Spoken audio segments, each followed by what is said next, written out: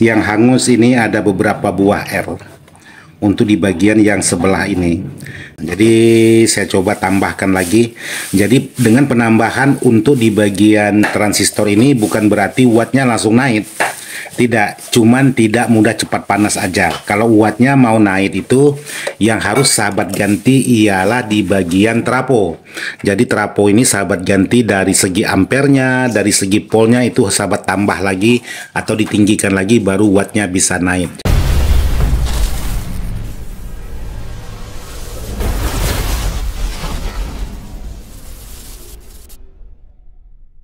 Assalamualaikum warahmatullahi wabarakatuh. Buat sahabat-sahabat di mana saja berada tanpa terkecuali yang tak bisa disebutkan satu persatu. Jadi alhamdulillah hari ini saya masih diberi umur panjang, jadi masih bisa membuat konten lagi. Jadi saya ucapkan buat sahabat-sahabat selamat pagi, selamat siang, dan selamat malam kapanpun sahabat-sahabat menonton video ini. Mudah-mudahan sahabat-sahabat dalam lindungan Allah diberi kesehatan selalu dan rezekinya melimpah ruah. Amin. Jadi video saya kali ini saya ingin membuat video tentang penyerpisan lagi. Jadi untuk sekarang video saya seling perakitan, maksudnya power yang rakitan dan penyerpisan. Jadi saya seling. Jadi sebelum saya lanjut, mumpung masih diberi umur panjang, masih bisa dikasih nikmat meminum kopi, kita ngopi dulu buat sahabat-sahabat. Alhamdulillah. Jadi mudah-mudahan sahabat-sahabat yang sedang terbaring sakit, mudah-mudahan cepat diangkat penyakitnya. Jadi yang lagi kesusahan, mudah-mudahan cepat-cepat selesai urusannya. Jadi buat sahabat-sahabat yang belum ketemu jodoh, mudah-mudahan cepat ketemu jodohnya. Amin. Jadi yang sudah ketemu jodoh jangan mau cari jodoh lagi. Oke buat sahabat-sahabat, jadi sekarang saya ingin coba menyerpis sebuah amplifier ini seperti apa isi di dalamnya sekarang. Yuk kita lihat bersama-sama. Oke buat sahabat-sahabat, jadi di sini untuk amplifier ini saya tidak tahu juga mereknya yang sebenarnya yang mana. Di sini ada tulisan Pioneer, tapi di sini ada tulisan RP, Real Puig. Jadi seperti ini. Jadi untuk amplifier ini sudah dilengkapi dengan BBE RP2000. Jadi sebenarnya power ini mantap. Jadi kebetulan di sini ada yang sedang pulang belanja. Nah itu lagi pulang belanja. Capek. Jadi biasa kegiatan emak-emak. Hari ini kita beli celengan, guys. Kalau pagi, nah itu katanya beli celengan tuh. Nah, celengan gambar kelinci. Oke, emak-emak, kegiatan emak-emak pagi hari. Jadi untuk sebuah power amplifier ini sebenarnya sudah mantap. Di sini ada music center. Oke, sekarang kita coba lihat aja untuk di bagian dalam. Untuk di bagian dalam sebuah amplifier ini, untuk di bagian trafonya cukup lumayan besar. Ini kurang lebih kalau trafo donat ini 15 ampere. Jadi di sini ada penambahan elko lagi. Nanti saya coba praktekkan juga dengan penambahan elko dan tidak menambah elko itu hasilnya bagaimana. Apakah dari segi kualitas bass ada penambahan atau sama aja dengan elko bawaan. Karena di sini elko bawaannya sudah ada. Terus di sini juga ada ditambah 4 buah elko. Jadi total keseluruhan elko-nya ini ada 8 buah. Jadi di sini sudah dilengkapi dengan soft-start. Ada soft-startnya, terus di sini juga ada protect speakernya. Jadi untuk kerusakan sebuah amplifier ini ialah di bagian channel satunya ini bermasalah alias sudah kebakar. Nah seperti ini. Sekarang coba saya zoom. Nah ini sudah kebakar. Jadi tutorial saya kali ini bagaimana cara menyerpis sebuah barang seperti ini yang nilai R-nya itu sudah tidak kelihatan. Jadi dari mana kita harus tahu, sementara di bagian PCB-nya tidak ada tulis atau tertera untuk nilai R-nya, hanya ada kode-kode tertentu aja. Jadi di sini saya buatkan tutorialnya untuk sahabat-sahabat yang sudah menanyakan, Bang, bagaimana untuk mengetahui nilai R yang sudah kebakar bahkan tidak bisa dibaca lagi. Oke, nanti saya akan buatkan. Terus di sini untuk tegangan trafo ini ialah 40 volt 040 volt AC, terus 17 0 17 AC. Jadi lumayan mantap untuk sebuah power ini. Dan sekaligus untuk power ini, karena ada permintaan dari Pak Bos kita, Bang, apakah bisa dibesarkan untuk di bagian wattnya? Ya, terlalu besar sih tidak. Cuman ini supaya tidak cepat panas aja. Kalau untuk wattnya itu saya rasa tetap sama. Cuman tidak cepat panas aja kalau memang dibebankan atau dibunyikan dalam durasi lama. Karena di sini buat sahabat-sahabat bisa sahabat perhatikan, transistor di bawaannya hanya ada 2 set. Nah, seperti ini. Di sini ada 1 set. Ini, di sini ada 1 set. Tapi di sini ada gambar yaitu untuk transistor atau lubang yang sudah disiapkan untuk transistor, ada 1 set lagi yang tidak dipasang transistor. Jadi saya coba penambahan untuk di bagian transistor ini menjadi 2 set per mono, karena di sini ada 1 set, kalau ditambah jadi 2 set. Terus di sini ada 1 set lagi, jadi kalau ditambah jadi 2 set lagi, jadi total keseluruhan menjadi 4 set, karena trafonya cukup lumayan besar dan untuk di bagian polnya juga cukup lumayan besar, yaitu 40 pol. Terus di sini ada tegangan semestrisnya, yaitu untuk tegangan menyuplai di bagian tune kontrol depan. Oke, buat sahabat-sahabat, jadi sekarang saya coba melepas dulu untuk di bagian mesinnya ini. Jadi saya naik untuk melepas karena menghemat waktu durasi supaya tidak panjang. Oke, jadi di sini sudah saya lepas untuk di bagian kitnya. Cuman di sini harus dilepas lagi untuk di bagian elko tambahan. Jadi kemarin ada sahabat-sahabat menanyakan, Bang, apakah di rumah abang banyak miara kucing? Banyak sih tidak, kata bahasa Melayunya tuh, tapi ada lah. Nah tuh, ada si Kitam, si Oyen, ada si Bocil, ada si Ngengeng, ada si Bella. Nah, di rumah ini kucing ada 1, 2, 3, 4, 5, 6 ekor. Jadi ini baru pulang kerja nih, kecapean, dia lembur tadi malam. Jadi yang sana Bella, yang di sana itu Bocil, yang di sana itu si Kendet, yang ini si Oyen. Nah, Oyen. Dan pengurus kucingnya itu yang suka kucing tuh. Nah, itu yang suka kucing. Kalau saya tidak suka amat dengan kucing karena suka kencing sembarangan. Jadi di sini untuk yang lain ini saya coba lepas saja dulu.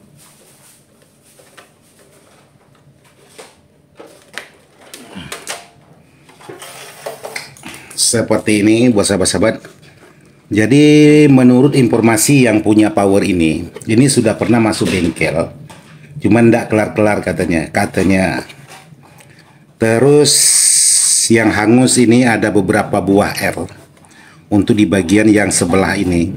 Jadi kalau untuk pengecekan, jadi buat sahabat-sahabat pengecekan sebuah R di sini, jadi memang harus teliti. Sebenarnya ini udah kiri kanan sahabat-sahabat yang hangus. Jadi di sini udah tidak kelihatan lagi untuk nilai R-nya. Jadi ini memang betul-betul susah. Cuman di sini untuk di bagian transistor yang kosong. Nah, ini transistor yang kosong. Jadi ini bisa dipasang. Di sini kosong, ini kosong. Tapi jalurnya ada dibuat. Biasanya kosong, jalurnya tidak ada juga. Biasanya seperti itu. Tapi ini ada dibuat. Nanti saya coba pasang aja untuk di bagian jalurnya.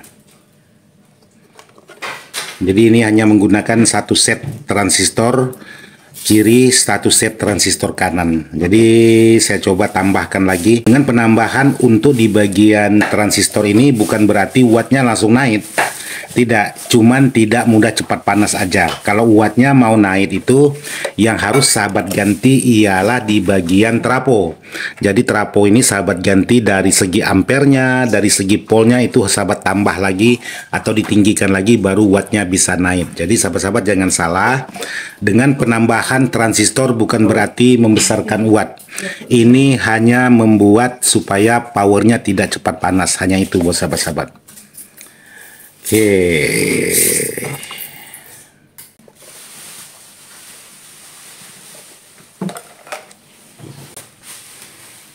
Jadi di sini di bagian posisi yang sudah hangus, ini saya coba lepas semua dulu. Untuk di bagian transistor,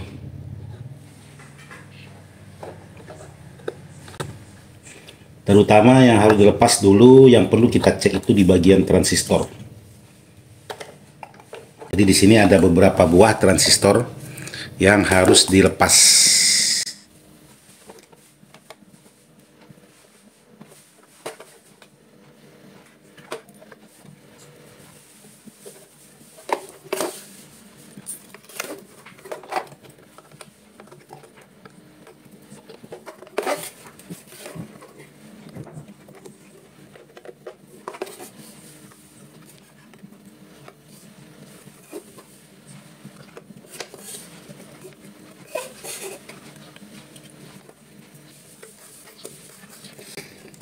Oke, jadi di sini udah saya lepas untuk di bagian R yang hangus ataupun transistor yang menurut saya harus dicek.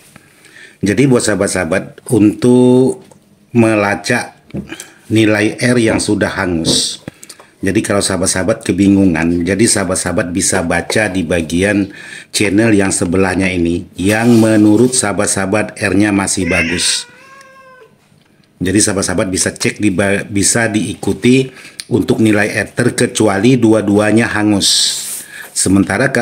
Sedangkan untuk diukur, kalau sudah hangus itu tidak bisa lagi diukur, apalagi nilainya sudah tidak kelihatan.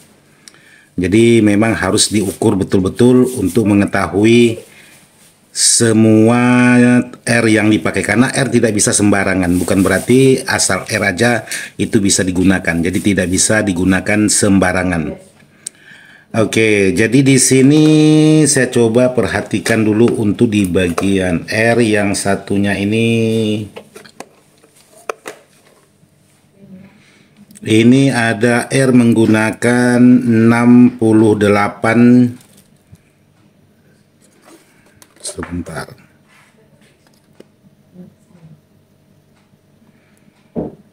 Oke, di sini ada R2K4. 2K4. Cuman di sini di seri oleh sahabat-sahabat kita menggunakan R220 dan 2K2 di sini. Ini karena ini udah pernah diganti juga. R bawaannya 2K4, tapi di sini diganti menggunakan atau di seri menggunakan 2,2 dengan 220. Terus 2K4 15K.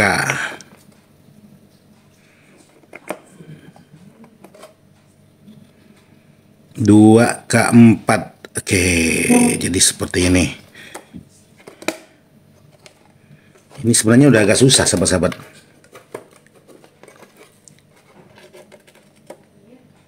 Ini R-nya udah hangus, sudah tidak kelihatan lagi.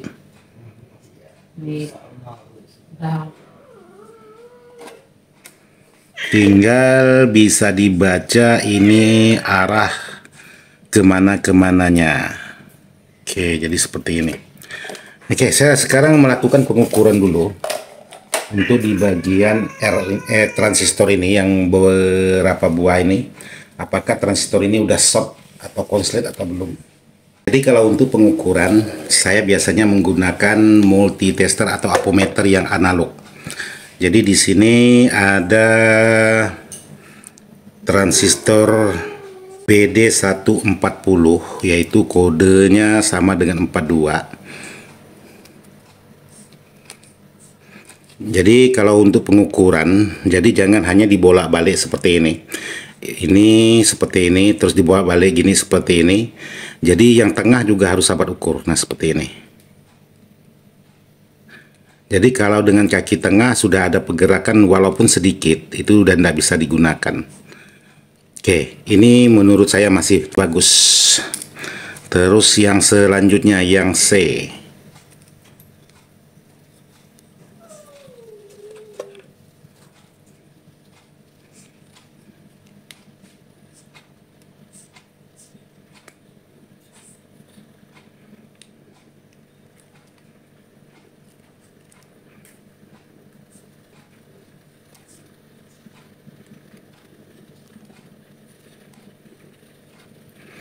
Oke, yang C dengan tipe BD139 juga menurut saya masih bagus.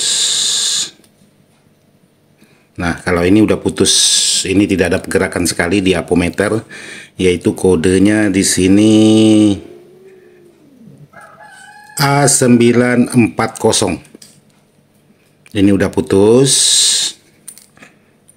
Kalau untuk kode yang satu ini, yang C-nya, ini kodenya aja udah nggak kelihatan.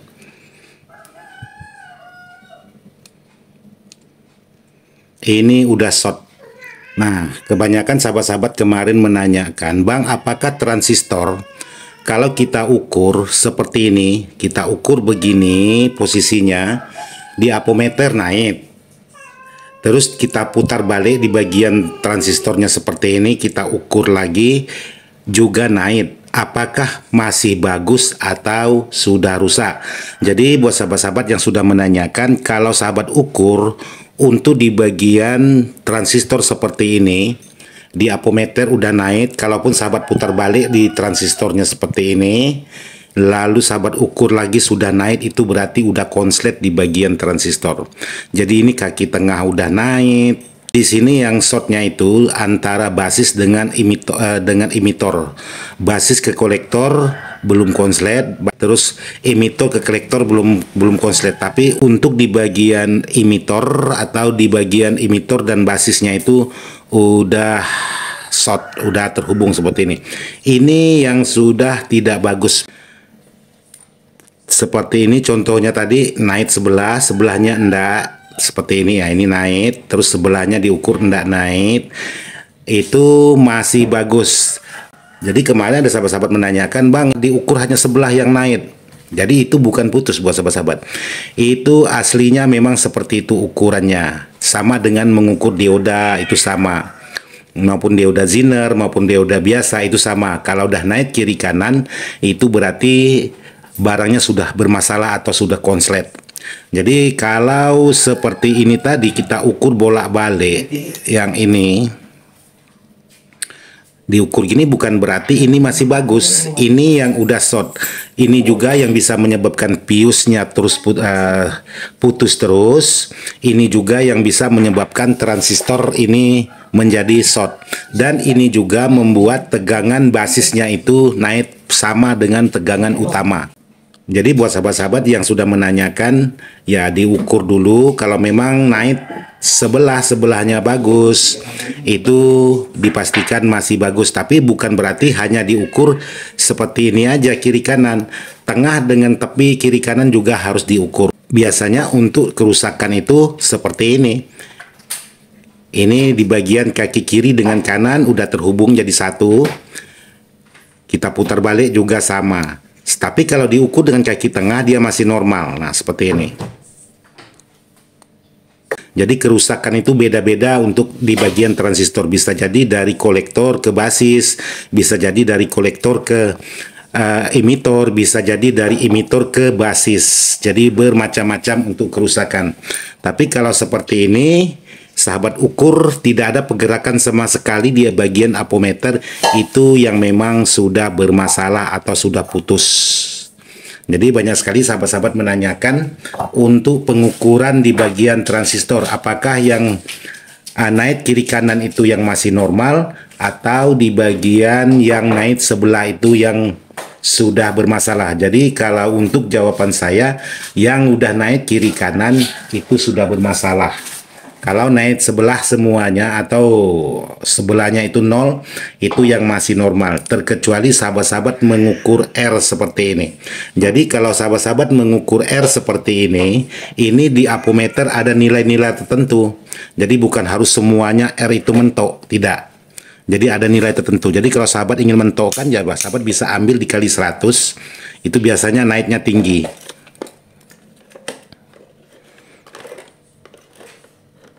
Nah, di sini ada nilai-nilai tertentu yang harus diukur kalau untuk di bagian R. Lain halnya kalau kita mengukur di bagian elko atau di bagian yang lain. Nah, demikian juga untuk di bagian elko. Di bagian elko ini kalau sahabat-sahabat mengukur udah naik kiri kanan terus tidak mau turun lagi, itu juga sudah short. Tapi kalau diukur kiri kanan tidak ada pergerakan sama sekali, berarti elko-nya sudah kering. Jadi buat sahabat-sahabat yang sudah menanyakan, jadi kalau memang dia kita ukur naik terus turun, itu berarti masih normal. Tapi kalau kita ukur tidak mau turun-turun, itu biasanya sudah short. Kita ukur bolak-balik sama mengukur dengan kaki transistor ini.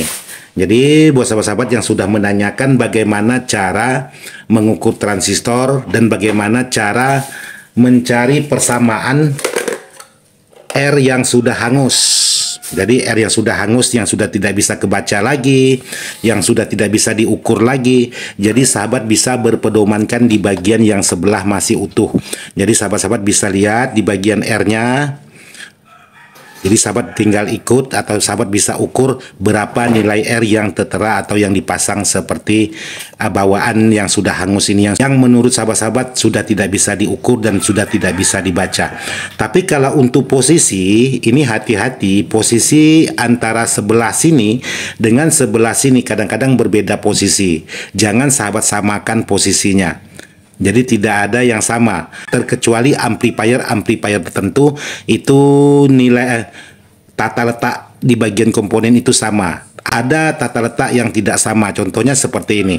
Nah, sahabat bisa pastikan di sini ada R, terus di sini tidak ada R. Kalau ini sama, di sini ada R 330 ohm, 330 ohm, tapi di sini ini tidak ada. Jadi sahabat-sahabat harus benar-benar perhatikan, jangan sampai salah R. Jadi sahabat, oh ini di sini R-nya seperti ini, warnanya seperti ini, lalu sahabat pasang. Jangan. Jadi itu yang salah. Jadi ada baiknya sahabat-sahabat membaca di bagian jalur skema di bagian bawah, sama atau tidaknya untuk di bagian jalur skemanya. Kalau seperti ini kan pasti beda untuk di bagian jalur skemanya. Jadi yang kadang-kadang yang paling malas itu ya ini membaca skema ini yang paling malas untuk di bagian penyerpisan, apalagi dari sini menyeberang ke bagian ini terus kembali lagi ke bagian ini. Nah, itulah kadang-kadang yang bikin kita biasanya kesasar seperti ini. Ini ada lagi ditambah R 2 watt di sini di bagian bawah. Saya tidak tahu tujuannya apa ini. Ini berarti udah tidak bekerja untuk di bagian tegangan ini. Di bagian tegangan semestersnya ini udah tidak bekerja. Oh, bukan di bagian semester, di bagian relaynya ini udah tidak bekerja, jadi ini ditambahkan R. Jadi begitu dihidupkan langsung ceklik, langsung nyala dia. Hasilnya kalau memang di sini tidak ada fuse pengaman untuk masing-masing kit, jadi seperti ini nasibnya, hangus di bagian R. Padahal kerusakan awal itu bisa disebabkan dari transistor ini, bisa disebabkan dari transistor yang sudah saya copot tadi. Jadi buat sahabat-sahabat yang sudah menanyakan, seperti itu aja dulu untuk penjelasan dari saya bagaimana cara mencari persamaan barang-barang yang sudah tidak diukur dan cara mengukur transistor. Mudah-mudahan video ini bisa bermanfaat buat sahabat-sahabat. Sekian dan terima kasih. Wassalamualaikum.